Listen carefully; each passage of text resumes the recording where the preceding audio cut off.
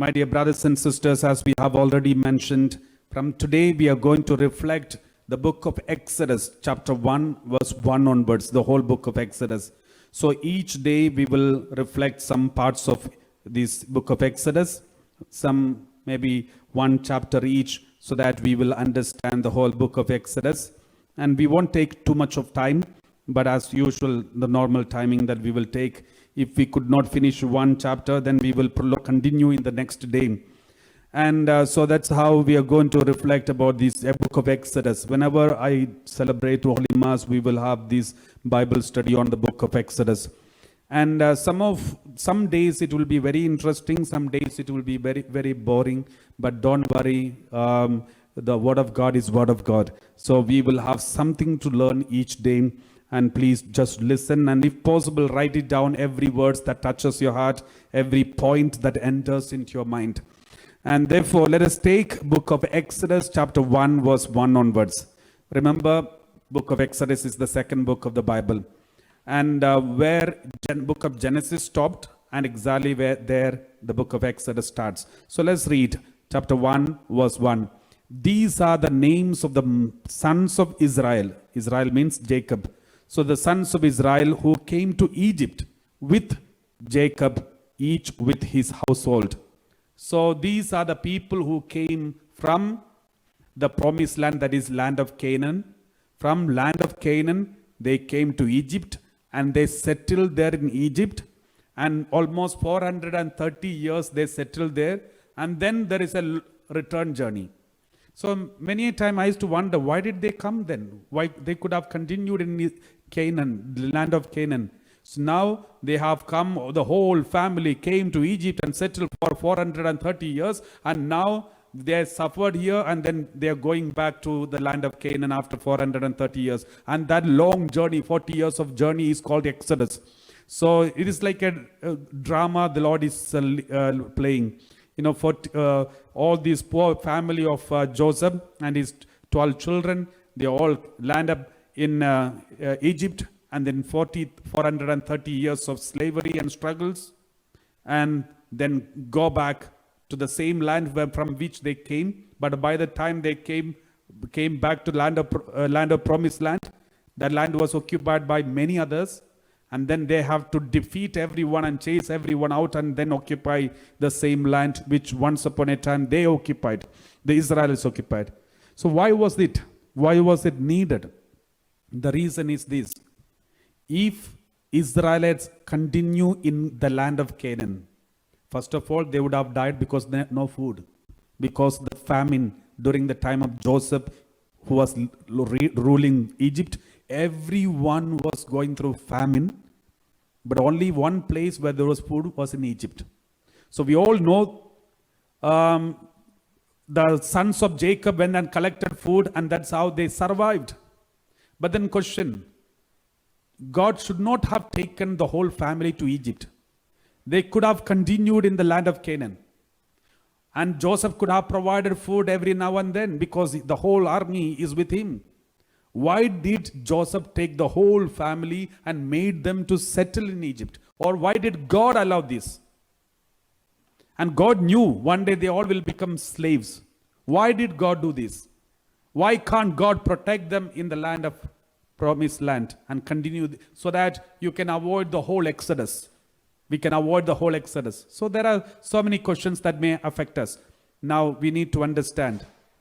This is the plan of God's salvation history. God was in fact preparing a nation. God was preparing a nation for the coming of the Savior. And the Lord was leading the whole nation for the coming of a Savior. So it was the plan of God that the Israel as a nation, it should grow and it should be led by God and it should prepare for the Savior to be born. So if they had continued in the land of Canaan, they would have disappeared. How? Because in the land of Canaan, there were so many other tribes surrounding Israel. In where Jacob and family, there were so many other tribes. Hittites, Philistines, Canaanites, so many tribes, Within no time, they would have started getting married and mixed marriages, and slowly these children of Israel would have disappeared among so many tribes. For example, Reuben has already taken a wife from another tribe. So that purity of that nation will not be sustained and protected. And the Lord won't be able to make this nation into a big nation because they will slowly disappear. God had already promised to Abraham, I will make a nation out of you. God had already promised to Isaac the same thing, and also to Jacob. Therefore, in order to preserve them as one family and one nation, God had to take the children of Israel from the promised land to Egypt. Why Egypt? Because in Egypt, the whole community is Egyptians. They always considered themselves as the highest race, superiority of their race. They always found they are the superior race. All the others are low grade. So they never used to mingle with other races. Therefore, they never used to get married to any other race other than Egyptian themselves. According to their law, they don't even eat with another race. That is why we had discussed already when Joseph, who is a Hebrew, who was in charge of the whole Egypt, but when he used to eat food, not even his soldiers used to eat with him. Because Joseph, though he is the prime minister of Egypt, but according to the Egyptian understanding, he is low grade. Therefore, even his soldiers, even his friends, none of them used to eat with him. They used to have separate food, separate eating table. Why? Because they will never mingle with this community or any other community other than the Egyptian race. And God knew if Israel is planted in Egypt, then their race or the nation Israel will not disappear. They will not go for mixed marriages. It won't be possible. They will continue as one nation, and they will grow and multiply. And then it will be a big preparation for Jesus, coming of Jesus and the Jewish kingdom. So this was the plan of God. Therefore, God allowed these things to happen. And as after 430 years, they became a huge nation, one community, one family, and coming back to Canaan, land of Canaan. If they had continued in land of Canaan, they would have just disappeared within 10 or maybe 50 years or 100 years. Within no time, they would have disappeared in the land of Canaan. So this is the introduction that you need to keep in our mind, why God permitted them to be replanted in Egypt. Let us read once again. Let's read. These are the names of the sons of Israel who came to Egypt with Jacob, each with his household. Verse 2. Continue. Reuben, Simeon, Levi, and Judah, Issachar, Zebulun, and Benjamin, Dan, and Naphtali, Gad, and Asher. So these are the sons of Jacob. Joseph is not mentioned because he's already in Egypt. Let's continue reading verse 3. The total number of people born to Jacob was 70. Joseph was already in Egypt. So 70 people, all those who are belonging to the family of Jacob, including his sons and their wives, and then daughter, and all the grandchildren, and totally 70. Two people are not mentioned. The two people are Joseph and his wife. Joseph was already married to an Egyptian person. We read book of Genesis chapter 41 verse 44. Book of Genesis chapter 41 verse 44. Moreover, Pharaoh said to Joseph, I am Pharaoh, and without your consent no one shall lift up hand or foot in all the land of Egypt. See, Pharaoh made Joseph as the prime minister of Egypt. And Pharaoh said, without your permission, no one will lift the hands or move the foot in this whole land of Egypt, because Pharaoh gave the whole position, the most powerful position, the prime minister of Egypt, and he was in control, he was in charge. And Joseph became in charge of the whole Egypt. Verse 45. Pharaoh gave Joseph the name Zaphenath Paneah, and he gave him Asenath daughter of Potiphera, priest of On, as his wife. Thus Joseph gained authority over the land of Egypt. So Joseph got married to an Egyptian woman. So now this is something that we need to remember. It was a special privilege that was given to him. And it was just because the Pharaoh's, with permission of the Pharaoh, he was exempted and he was given a Egyptian person as the wife. And total there 2 and plus 70 people who came from land of Canaan. So that is why 70 or 72. 70 came, 2 is already here. So that is why if you read in the Bible, when Exodus started, Moses selected leaders for Israel. How many leaders were selected? 70 elders. 70 elders were taken. When Jesus started public ministry, how many people Jesus selected? 70 people were selected. Some tradition says 72. Even Moses' case, some tradition says Moses selected 72 elders. But some tradition says he selected 70 elders. In Jesus' case also, Jesus selected 70 elders, some tradition says. Some other tradition says 72. And even here in Exodus chapter 1, we read Jacob's family, 70 came, but we can't strictly say 70 because Joseph and wife, 72. So there's this same confusion, or this was there from the beginning. So you can see the connection, why this confusion and why this was there. And now let's continue reading. Verse 6. Then Joseph died and all his brothers and that whole generation. So where Genesis stopped until now is a continuation of Genesis. Now the next sentence, let's read. But the Israelites were fruitful. Now suddenly 430 years passed. Joseph died almost 430 years before the Exodus. Now suddenly 430 years passed. Now they were talking about the present situation at that time. That is the time of Moses. But the Israelites were fruitful and prolific. They multiplied and grew exceedingly strong so that the land was filled with them.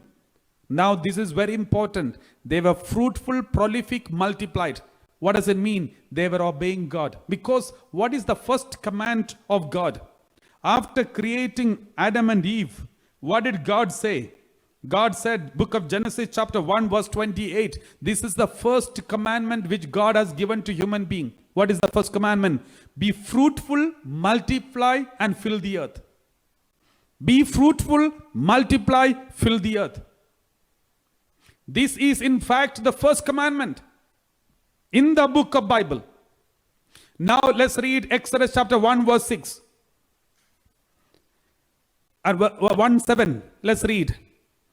The Israelites were fruitful, prolific, multiplied, and filled with them, filled the earth, filled the whole Egypt.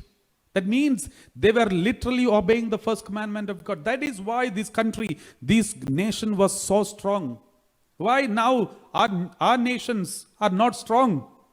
Our Christianity is not getting strong because we are disobedient. We are trying to control our generations. We are not grateful to God and allowing God to work through us. We are telling God, enough, don't control too much. And we are controlling birth control methods and controlling this command. The Lord doesn't want these. The Lord wants us to welcome the children whom God provides. We are no one to deny it. But the Israelites were fruitful and prolific. They multiplied and grew exceedingly strong so that the land was filled with them. And verse 8. We read like this. The land was filled with them. Now a new king arose over Egypt who did not know Joseph. Now, why the Israelites became slaves in Egypt? They were not slaves for 430 years. Many a time, many people make a mistake. You know, when I have noticed, even in my preaching, I used to say, oh, the Israelites were slaves under Egyptians for more than 430 years. In fact, that's not the case. They were not slaves all these 430 years. During the time of Joseph, they had all the privileges. Even after the death of Joseph, for many years, they continued the privileges. That is why they were able to multiply very fast, because all the privileges were given, all the benefits were given, all the children were taken care, all the blessings were there. And then there is nothing stopping them from giving birth to more children. In many countries, even in spite of all the benefits, people are not ready to give birth to children. But here, they were ready to give birth to the children. They welcomed the children because God wanted them to multiply and fruitful. And God blessed them. And therefore, some traditions, some theologians and Bible scholars say they were slaves only for 284 years. Some say, based on the historical tradition, considering the different pharaohs who are ruling Egypt, they said they were slaves for 284 years. And some scholars say 134 years. Only 134 years they were slaves. Some say 284 years. Anyway, they were not slaves for 430 years. They were only slaves for 284 or 134 years. These Israelites were slaves. Why? Because a person, a new king who never knew Joseph, who's not fond of Joseph, came into power, and then he started controlling the Hebrews, the Israelites. Now a new king arose over Egypt who did not know Joseph. Let's read verse 9. He said to his people, "Look, the Israelite people are more numerous and more powerful than we. Come, let us deal shrewdly with them, or they will increase and in the event of war join our enemies and fight against us and escape from the land." There is a tradition says the Egyptians were very powerful. They had chariots and which no other kingdom had. So they were very advanced in technologies. Therefore, Egyptians were very powerful. But their main enemy were Hittites. Hittites used to come and attack them once in a while. Once the Hittites came and attacked Egyptians, some of the Hebrews, some of the Israeli people who lived in Egypt, they supported these enemy nations. Some people were working as a spy for these Hittites. And the Egyptians came to know about this. As a result, Egyptians were very angry at the Hebrew, and some scholars say this was the reason why this Pharaoh wanted to control the Hebrews. They said, that is why he said, we can deal with them shrewdly with them. They will increase in the event of war. They will join our enemies and fight against us and escape from the land. So we have to be very shrewd. And that is when they were thinking of making the Hebrews as slaves. Let's read verse 11. Therefore they set taskmasters over them to oppress them with forced labor. They built supply cities, Pithom and Rameses, for the Pharaoh. You know, my dear brothers and sisters, most of the powerful cities were built by the Hebrews. By making them slaves, the Egyptians made them work hard day and night, appointed taskmasters to control the Hebrews, and they somehow managed to make cities. May not be pyramids. The pyramids were made before these years, much before that. So pyramids, we can't say the pyramids were made by the Hebrews, but anyway, because it was built already before, even hundreds of years before these Exodus time. But most of the other city technologies and others, everything was done, mostly was done by the Hebrews, because they were all slaves. Let's read verse 12. But the more they were oppressed, the more they multiplied and spread, so that the Egyptians came to dread the Israelites. My dear brothers and sisters, this is something that we need to remember. Egyptians wanted to destroy them. They wanted to control Israelites. But the more the control and the power was used against them, the more they multiplied. They became more strong. This is how God works. My dear brothers and sisters, we always need to remember, the more you are suffering, the more you are attacked, the more you are insulted, the more you are wounded, the more you are persecuted, the more you will become powerful. We know Jesus, he was 40 days, he was tempted. After 40 days of his fasting, his temptation, he became more powerful. We read in the word of God, he was filled with the power. Even Christianity in the early 1st century, 2nd century, 3rd century, all these 3 centuries, all the more than 11 Caesars of the emperors of Roman emperors tried their best to eliminate Christians from the world. They were thrown into the dens of lion, and they were hanged and crucified, hundreds and thousands of them. But within 300 years, they conquered the empire of Rome.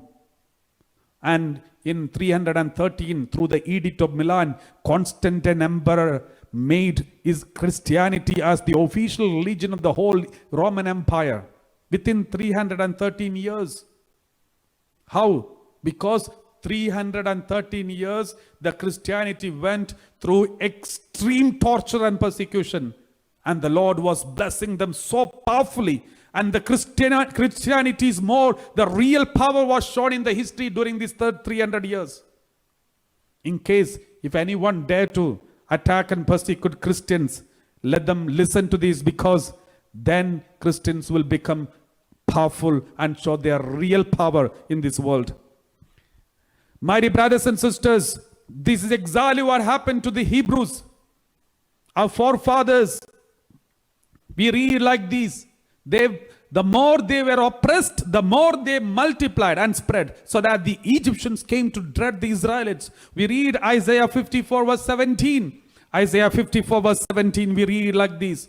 No weapon that is fashioned against you shall prosper, and you shall confute every tongue that rises against you in judgment. This is the heritage of the servants of the Lord, and the vindication from the Lord. This is our heritage. What is our heritage? Any weapon that is fashioned against us shall not prosper. Let the weapons come. We will prosper. Not they will prosper. We will prosper. Now if we are not prospering, because no weapons are coming. So we read like this. No weapon that is fashioned against you shall prosper, and you shall confute every tongue that rises against you in judgment. You know why? Wherever there is persecution, Christianity is flourishing. Wherever there is safety, security, protection, Christianity may die. Because the safety and security protection comes, we just forget God. And that is why Tertullian in the 1st century, he said, the blood of the martyrs are the seed of the church. Blood of the martyrs are the seeds of the church. And that is what we read. Let's continue reading. Exodus chapter 1 verse 13. The Egyptians became ruthless in imposing tasks on the Israelites, and made their lives bitter with hard service in mortar and brick, in every kind of field labor. They were ruthless in all the tasks that they imposed on them. Verse 15. Let's read. The king of Egypt said to the Hebrew midwives. There were some midwives, Hebrew midwives. We all know every people have got midwives. But normally, those people who do not have children, they learn this midwifery. So these job, and they do this. They become midwives because they don't have children, but they take care of those who have children. So these Hebrew midwives, one of whom was named Shipra, and other one was Pua. Shipra, the meaning of the name is beauty. Pua means splendor. So these two ladies. Doesn't mean these are the only 2 ladies for the whole Egypt. No, there are so many others. But indeed, these may be the in charges of all the midwives, maybe nursing head. So let us read. The word of God says, the king told them, what did God say? The king say, when you act as midwives to the Hebrew women and see them on the birth stool, if it is a boy, kill him. If it is a girl, she shall live. Because the king was afraid of Hebrew men. King was afraid of Hebrew men. He didn't want Hebrew men to be born. He wanted to kill all the Hebrew men and allow only girls to grow. So, because he was afraid of. And therefore, in fact, the king was official rule. That means the abortion is legalized in Egypt. Abortion was legalized. Given permission for the nurses and doctors to kill the baby. And as a result, remember, my dear brothers and sisters, as a result, all the firstborns children were killed in Egypt, and also the whole families, all Egyptian army was taken in the water because they used to kill the babies by throwing them in the river, Nile River. And later these king and their followers, all the soldiers were drowned in the river, drowned in the Red Sea. The same thing, as you have done, it shall be done to you. Whatever that we do, the sin that we do, it will follow us. We read in the word of God. The sins that we commit will follow us. And this king Pharaoh didn't know that these sins which he is doing now is going to come after them.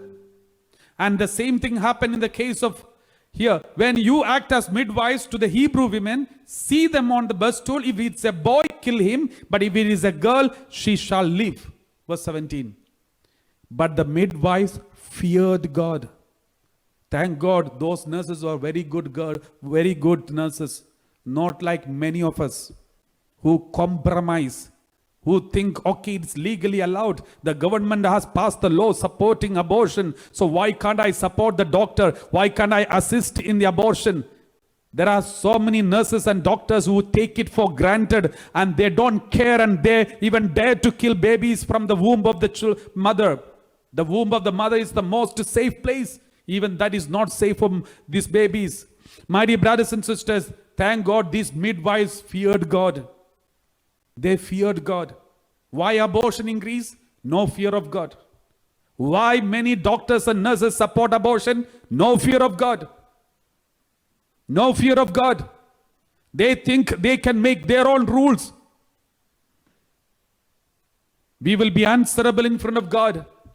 But the midwives feared God. They did not do as the king of Egypt. We have to obey the command of, we should not go against the rule of the law of the country. We all have to follow the law of the country because all authority comes from God. We read in the word of God, especially in Romans chapter 13 verse 1 onwards. Let every person be subject to the governing authorities, for there is no authority except from God, and those authorities that exist have been instituted by God. Verse 2. Therefore, whoever resists authority resists what God has appointed, and those who resist will incur judgment. Verse 3.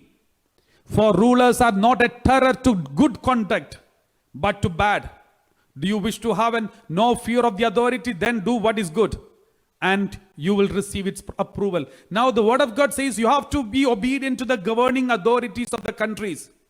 But one problem. Only if the government passes the law which is for good conduct, which is for good, which is supporting the divine law. If the governments are passing the laws which are not supporting to the divine law, you are not bound to obey as per the word of God.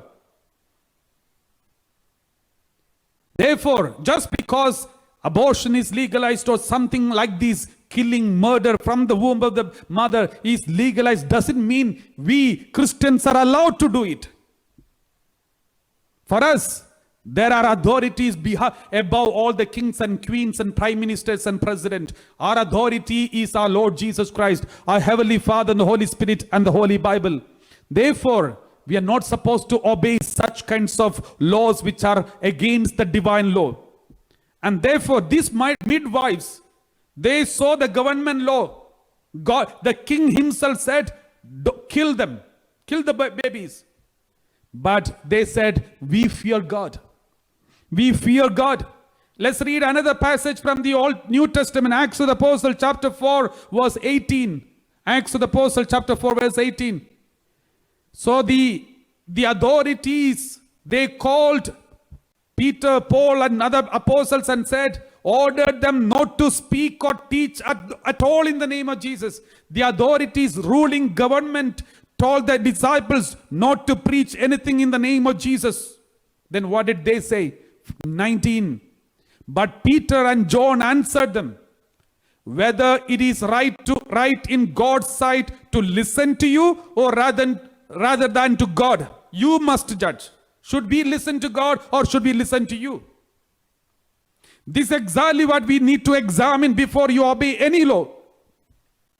Especially when you obey the laws which are against the divine laws. Should we obey God who speaks to us through the Bible, or should we obey these human beings who is ruling? My dear brothers and sisters, therefore we know Peter and John disobeyed these leaders and obeyed God. Exactly the same thing was done by the midwives. Let's continue reading. Exodus chapter 1. We read, but the midwives feared God. They did not do as the king of Egypt commanded them, but they let the boys live. And then what happened? Since they risked their life. Many children, many nurses and doctors, they are not ready to take the risk. They think they will lose their job. You only lose your job. You don't lose your life. But here, these midwives, if they were caught, they would have lost their life. They would be killed by the king. But still they risked their life. My dear brothers and sisters, we are afraid of losing job, losing salary, losing something. And in the name of losing this, we are ready to even kill a baby. Now, but the midwives feared God. They did not do as the king of Egypt commanded them, but they let the boys live. Verse 18. So the king of Egypt summoned the midwives and said to them, why have you done this and allowed the boys to live? Then verse 19. The midwives said to Pharaoh, because the Hebrew women are not like the Egyptian women. They are vigorous and give birth before the midwife comes to them. So we can't kill the baby from the womb, but by the time we come, they are giving birth to the baby. Baby is already in their hand. So why? Now they are not lying. That is in fact true, because Hebrew women were working hard because they are slaves. Egyptian women are just sitting and doing no exercise, nothing, and therefore they have their own problems. But these women are very active. They are always working hard with their husbands and family because they are slaves. Therefore, they are vigorous and give birth before the midwife comes. What they said is right. They are not saying lies. But at the same time, they also made sure they come late, so that these people give birth to the baby. So now they work shrewdly, and they did everything according to the desire, according to the way they should do. And we read verse 20, we read like this. So God dealt well with the midwives. So God dealt well with the midwives. And the people multiplied and became very strong. And because the midwives feared God, He gave them families. He gave them families. Why midwives were given families means the midwives normally they select this job because they don't have children. Now because of this work, God blessed them and gave them families. Good family is coming from a family who protects another family. If you are ready to protect families, your own families and others' families, God will bless your children with good families. Many a time we fail in this. We destroy the families, our own and also our others, and we destroy our future generations. Why families are being destroyed in many countries? Why family stabilities are gone wrong? Why many families are divided and separated? Because many husbands and wives, many parents, many people, they are disobeying God. They are hurting and destroying their own children. The abortions are legalized, abortions are multiplied. Especially in the most developed countries, abortion is legalized and thousands of children are being killed. Therefore, in all these countries, all these developed countries, the sanctity of marriage is desecrated. Families are disappearing. Children are born and children are being brought up not by their own father or mother, but mostly by the social workers. We have to examine our conscience. Where did we go wrong? Why these families are like this? What happened to us? In one side, when we kill small babies in the womb, another side, our families are being destroyed. Everything is connected. You may say, Father, you are talking nonsense. It will be a nonsense for those who do not know the Bible. But when you read the Bible, you will see the connections everywhere. There is a spiritual realm in this world, my dear brothers and sisters. If you just close your eyes to the spiritual realm, you may not understand anything and everything will be nonsense. Therefore, let's examine our conscience and see it is our duty to protect our families. Therefore, let us start protect life. Only if you protect life, we will be able to protect families. And therefore, next word, with these, let's continue reading. Verse 22, we read like this. Then, Exodus chapter 1 verse 22, then Pharaoh commanded all his people, every boy that is born to the Hebrews shall throw into the Nile, but you shall let every girl live. This is the final judgment. Pharaoh said, every boy that is born to the Hebrews, that means it is whose duty to kill? All the Hebrews, their children should be thrown into the river Nile.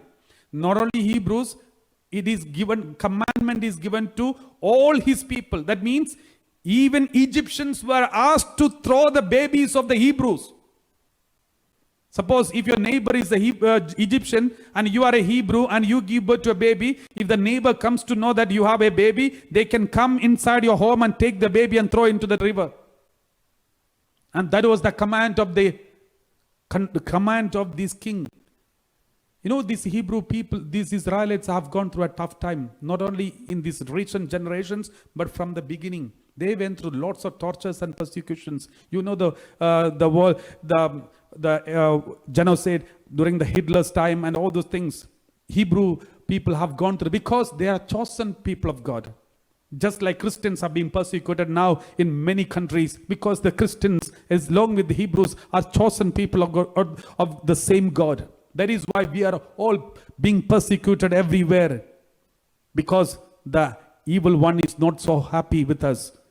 We are victims of this, but at the same time, they don't realize the more the persecution, the more we will become strong in the presence of God. Let's close our eyes and pray. And as we sing together,